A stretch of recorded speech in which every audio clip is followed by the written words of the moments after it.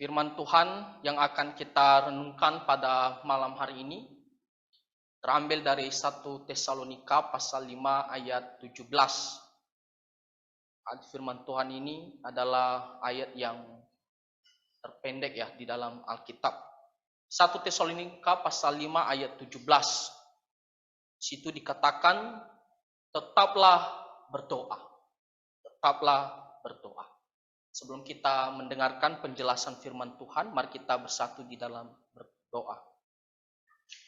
Bapa Surgawi, kami sungguh bersyukur karena di malam hari ini Tuhan kembali mengumpulkan kami untuk datang bersekutu dan belajar firman Tuhan serta berdoa. Dan pada saat ini kami mau mendengarkan firman-Mu. Tuhan pimpin kami dengan Roh Kudus-Mu, supaya kami bisa mengerti apa kehendak Tuhan dan kami sungguh-sungguh melakukannya dalam kehidupan kami sehari-hari. Terima kasih ya Tuhan, ampunilah dosa dan pelanggaran kami. Kami berdoa di dalam nama Tuhan Yesus Kristus. Amin. Nah, saudara-saudara yang terkasih di dalam Tuhan Yesus Kristus, berdoa adalah kata yang tidak asing lagi bagi kita orang-orang Kristen. Kita sering mendengarnya, bahkan kalau kita melihat dalam semua kegiatan gereja kita selalu ada yang namanya berdoa. Bahkan dalam setiap khotbah-khotbah banyak sekali kita mendengarkan tentang penjelasan mengapa pentingnya kita harus berdoa. Apa pentingnya doa itu bagi kita orang-orang Kristen? Nah, namun walaupun kita sering mendengarnya, kita sering mendengarkan pengajaran bahwa kita harus berdoa. Namun kenyataannya kita sulit melakukannya. Kita tidak gampang untuk menaatinya. Bahkan kita kadang-kadang mau berdoa itu secara terpaksa saja. Kita mau cepat-cepat doa itu bisa lewat. Kita tidak mau lama-lama. Dan kadang-kadang juga kita hanya mau berdoa hanya dalam waktu-waktu tertentu saja. Kita tidak merasa bahwa berdoa itu harus selalu, harus konsisten dalam kehidupan kita sehari-hari. Nah, itu buktinya bahwa kita itu tidak begitu suka untuk berdoa. Kita tidak mau untuk selalu mau berdoa kepada Tuhan.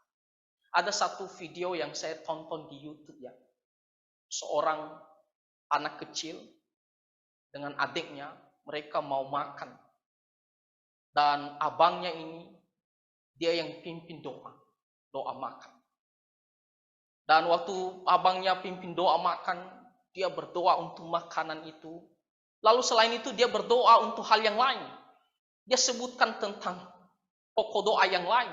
Sehingga agak lama sedikit.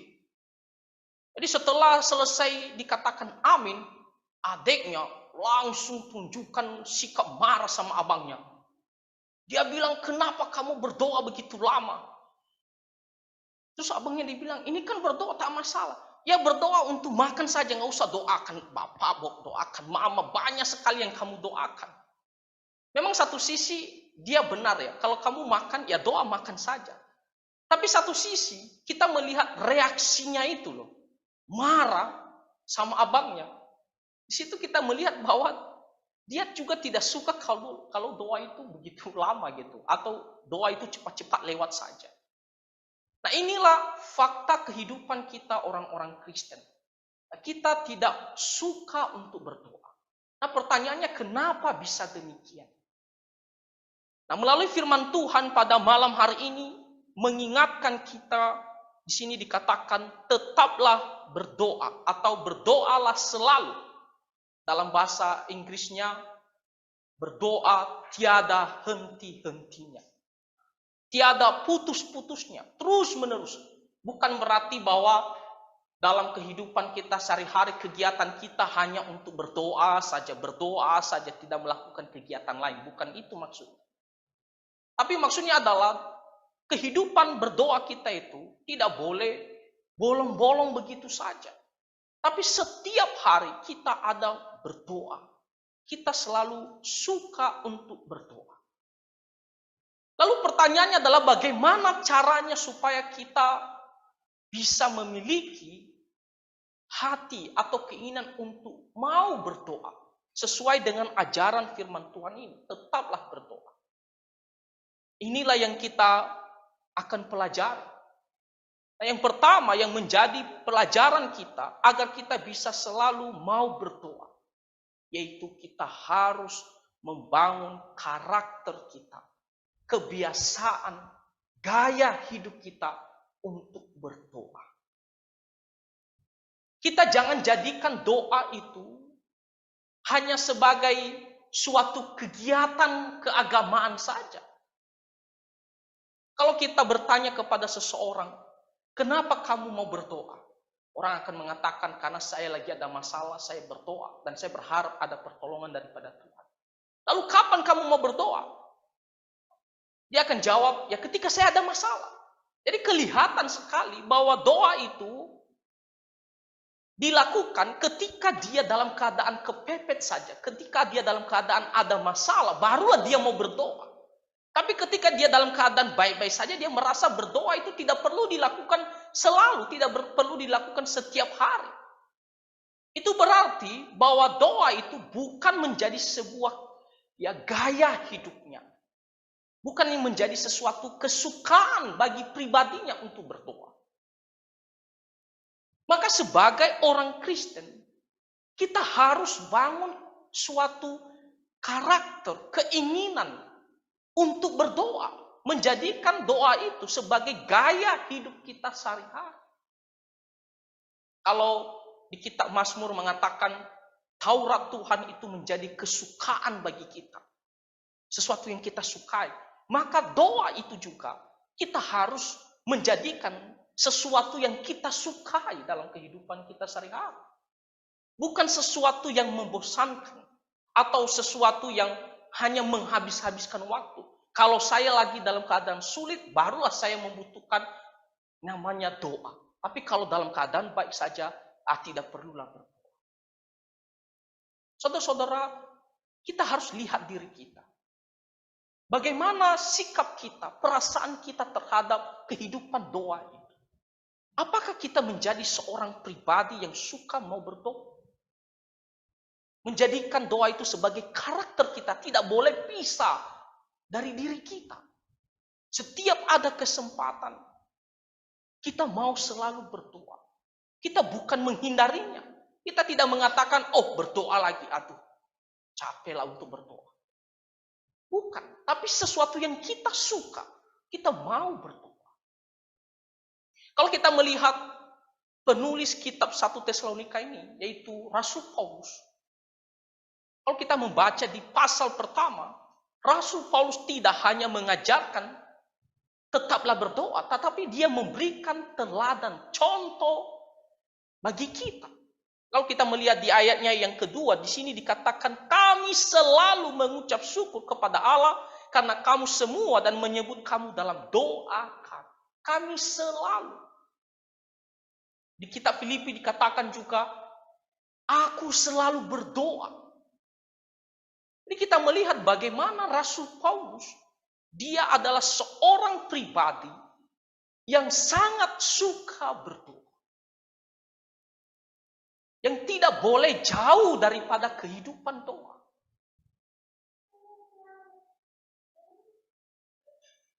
Jadi doa itu bukan lagi hanya salah satu kegiatan dalam agama kita atau hanya sesuatu kebutuhan saja, tapi itu sudah menjadi sebuah kesukaan bagi kehidupan kita orang-orang Kristen. Kalau kita melihat contoh yang lain, Daniel pasal 6 dikatakan Daniel itu selalu berdoa 3 kali sehari. Tidak diberitahukan dengan jelas. Kenapa Daniel mau berdoa 3 kali sehari? Apa saja pokok doanya? Tidak diberitahukan, tapi hanya diberitahukan dia berdoa 3 kali sehari loh. Waktunya itu berapa kali? Itu berarti bahwa Daniel itu suka untuk berdoa. Dia tidak merasa doa itu hanya menghabis-habiskan waktu. Kita lihat Daniel adalah seorang petinggi dalam kerajaan pada saat itu. Dia juga sibuk. Dia punya banyak kegiatan tugas. Tapi dia selalu memberikan waktunya 3 kali berdoa. Bukan bergantung karena dia lagi ada masalah yang kuat, yang besar, baru dia berdoa. Tidak. Tapi kita melihat kekonsistenannya. Selalu berdoa 3 kali sehari. Nah, di situ kita melihat bagaimana Daniel adalah seorang yang selalu mau berdoa. Senang untuk berdoa. Dia tidak bosan untuk berdoa. Selalu mengambil waktu. Walaupun di tengah-tengah kesibukannya, mungkin di tengah-tengah banyak masalah. Tapi karena dia adalah seorang pribadi yang memiliki karakter yang senang terhadap kehidupan berdoa. Dia berdoa secara konsisten 3 kali sehari. Bahkan walaupun pada saat itu dia tahu jelas ancamannya ketika dia mau berdoa, itu bisa ya dihukum, dan kita melihat nanti bagaimana dia dimasukkan ke dalam gua singa walaupun dia ya sengaja dicari kesalahannya oleh musuh-musuhnya. Walaupun Daniel tahu bahwa ada resiko, tapi dia tetap mau berdoa. Jadi tidak hanya di tengah-tengah kesibukannya, tapi walaupun ada resiko, tapi dia tetap mau berdoa secara konsisten selalu. Itu bisa menunjukkan, memberikan teladan bagi kita bahwa berdoa itu harus kita lakukan tiada henti-henti. Maka kita harus jadikan doa itu sebagai sesuatu yang kita sukai, karakter kita. Nah, dalam sejarah gereja ada seorang tokoh yang sangat terkenal yang namanya Martin Luther.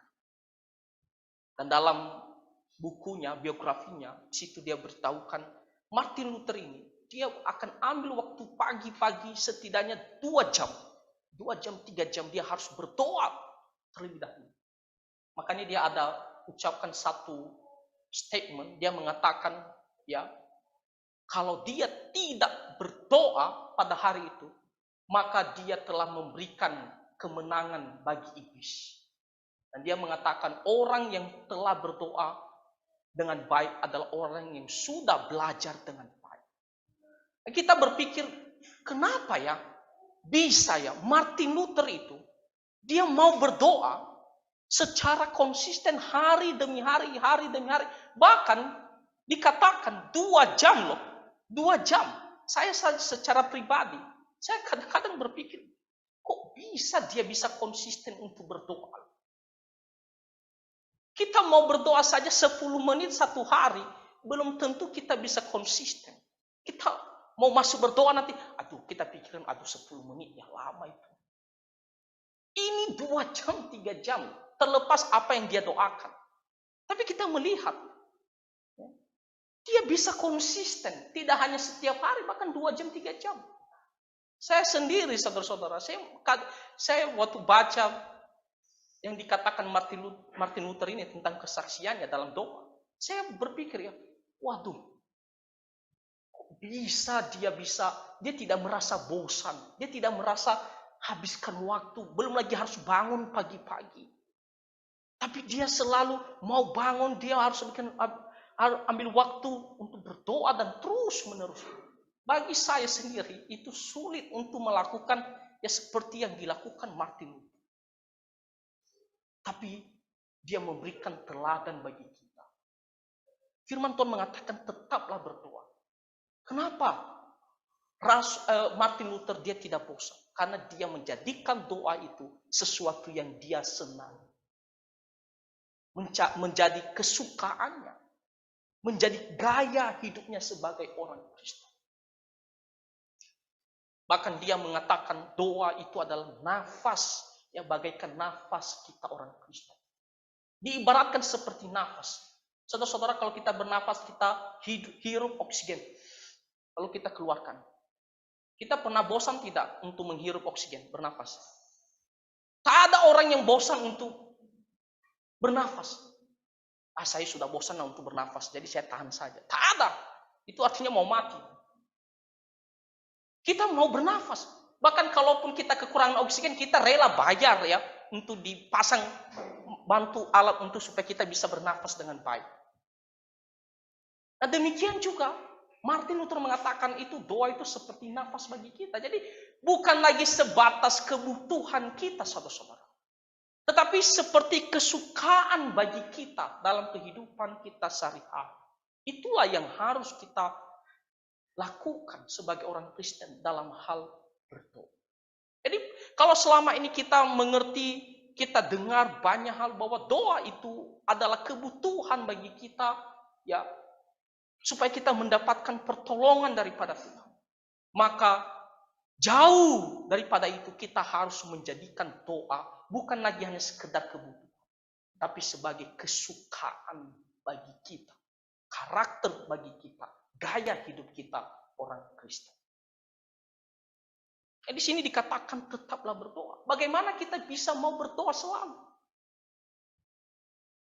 Kalau kita sendiri tidak menumbuhkan sebuah keinginan, sebuah kemauan untuk selalu mau berdoa. Nah tentunya hal ini kita tidak bisa lakukan dengan kekuatan kita sendiri. Nah, kita harus berdoa kepada Tuhan.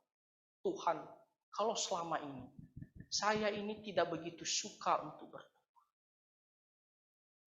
Saya tidak begitu mau untuk berdoa. Malas untuk berdoa. Maka kita berdoa, Tuhan tolong saya dengan Roh Kudus.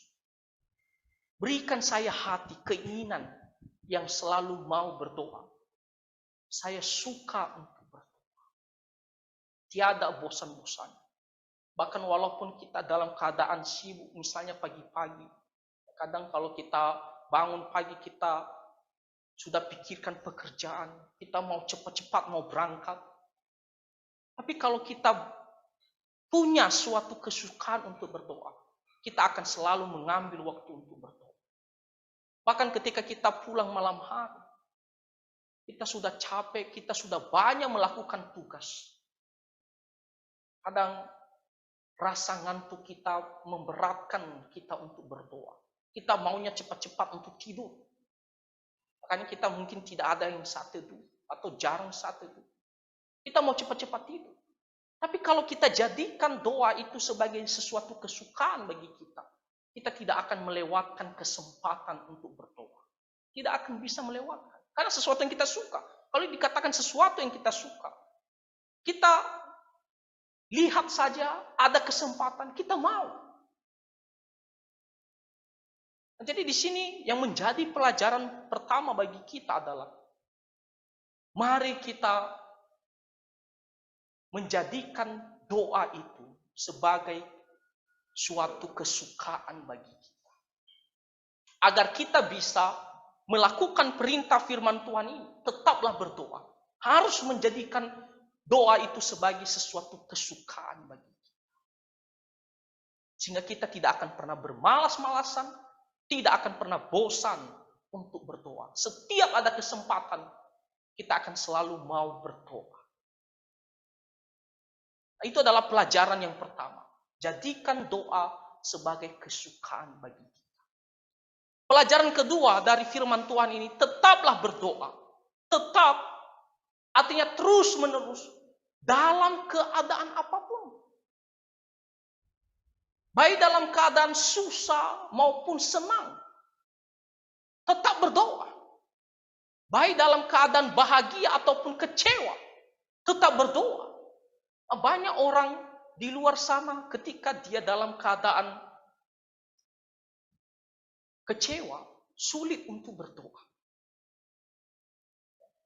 Sulit untuk berdoa karena dia merasa, kenapa Tuhan tidak tolong saya? Kenapa bisa hal ini terjadi? Jadi dia sulit untuk datang mau berdoa kepada Tuhan. Karena perasaannya, kondisinya pada saat itu sedang kecewa. Sedang dalam keadaan masalah. Misalnya, kalau kita lihat ya, ada orang-orang yang membuka usaha, lalu usahanya tiba-tiba bangkrut, gagal. Rasa kecewa itu pasti ada. Rasa tidak puas itu pasti ada. Dan dalam kondisi ini, kadang-kadang kita itu tidak mau berdoa. Karena kita tidak terima. Kenapa saya diizinkan sampai seperti begini? Tidak ada orang mengatakan tidak ada mood untuk berdoa. Karena dalam kondisi kecewa. Atau sebaliknya, kadang-kadang dalam keadaan senang, kita tidak mau berdoa. Kita lupa berdoa. Kita mengabaikan doa.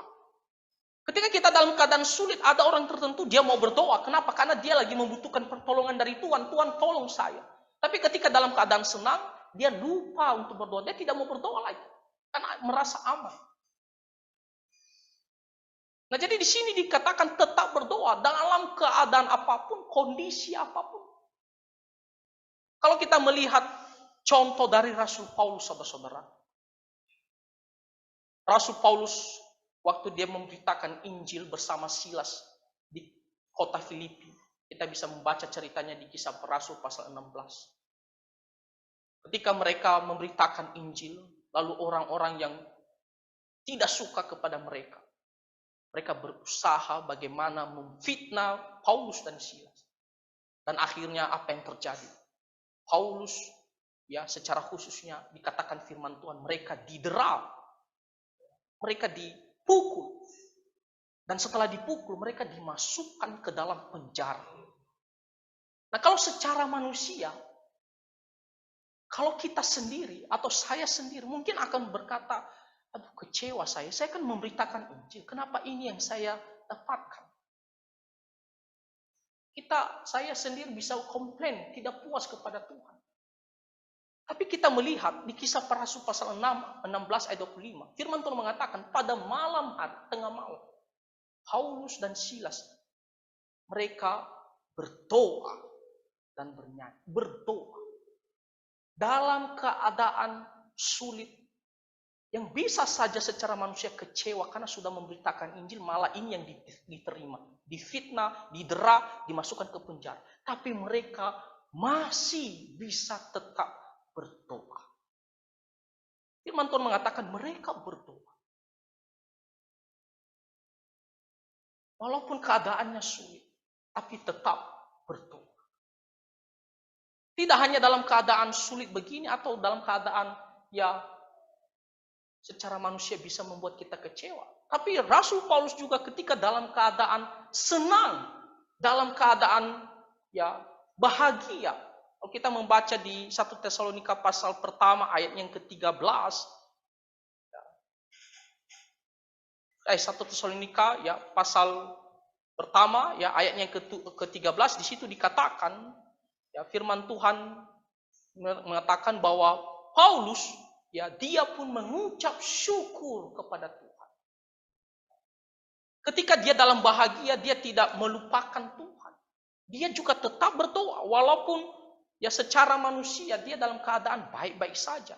Tapi di sini dikatakan Rasul Paulus ya dia mengucap syukur kepada Tuhan. 1 Tesalonika pasal 2 ayat 13. Dan karena itulah kami tidak putus-putusnya mengucap syukur juga kepada Allah, sebab kamu telah menerima firman yang kami beritakan, ada sebuah berita sukacita yang dia dapatkan. Karena firman Tuhan itu berbuah dalam kehidupan mereka. Kehidupan jemaat Tesalonika. Dan dia tidak melupakan untuk datang berdoa, mengucap syukur kepada Tuhan.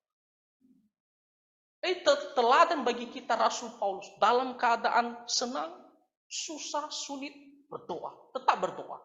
Dalam keadaan sukacita, bahagia, dia tetap berdoa. Maka kita juga orang Kristen, tidak ada waktu-waktu tertentu kita bisa berdoa. Kita tidak bisa mengatakan, oh saya lagi dalam keadaan masalah ya, mohon maaf saya tidak bisa berdoa. Atau saya dalam keadaan gagal, saya tidak mau berdoa.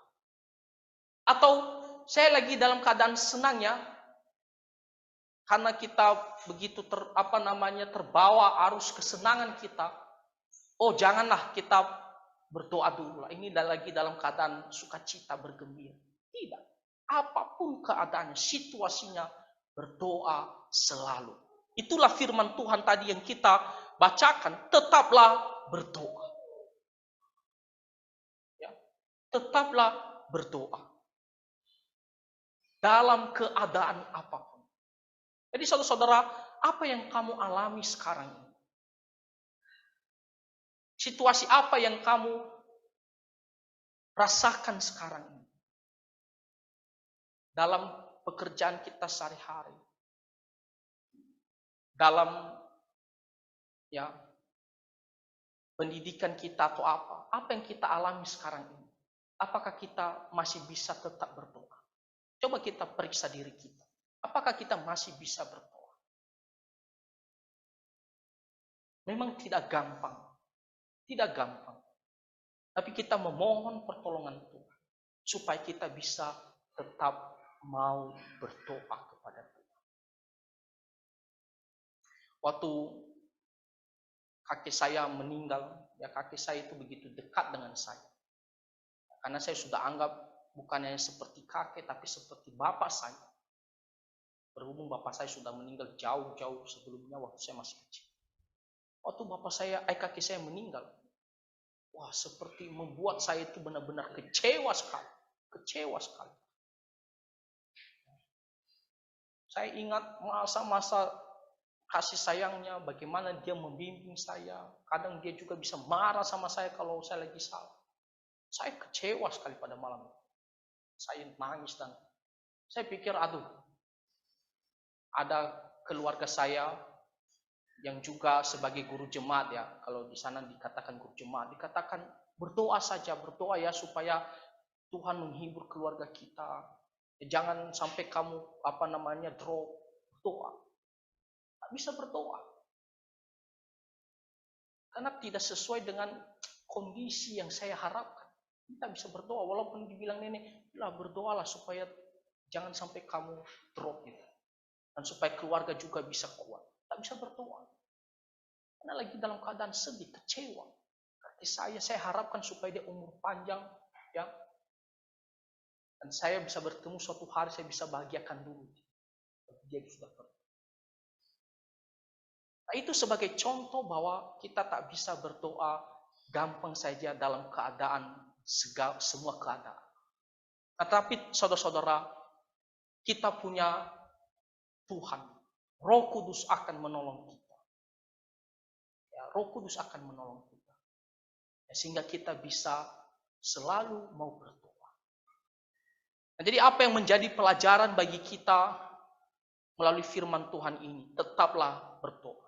Yang pertama, jadikan doa itu sebagai kesukaan kita. Gaya hidup kita. Sehingga kita bisa tetap berdoa, selalu berdoa. Tidak bosan-bosannya, tidak bermalas-malasan. Karena kita suka berdoa. Dan kita memohon pertolongan Roh Kudus untuk menolong kita. Supaya kita benar-benar mencintai yang namanya doa. Tidak hanya sekedar kebutuhan, tapi sebagai kesukaan bagi kita. Kedua, tetaplah berdoa dalam keadaan apapun. Susah, senang, kecewa, bahagia.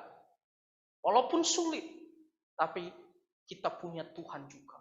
Tuhan akan menolong kita.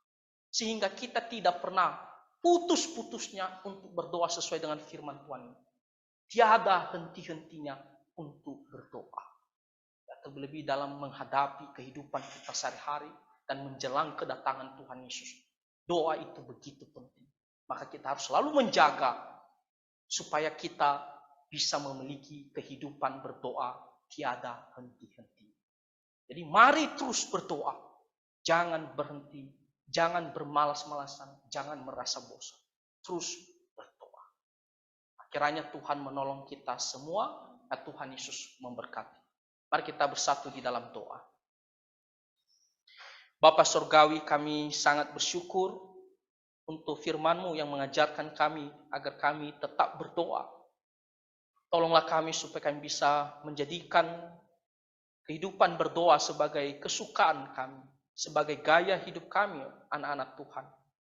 dan supaya kami juga tetap berdoa dalam kondisi apapun, dalam situasi apapun, sehingga kami tidak berhenti-henti, tiada putus-putusnya untuk datang berdoa kepada Tuhan. Tuhan, terima kasih atas firman-Mu, dan tolonglah kami untuk bisa taat akan firman-Mu. Di dalam nama Tuhan Yesus Kristus kami berdoa. Amin.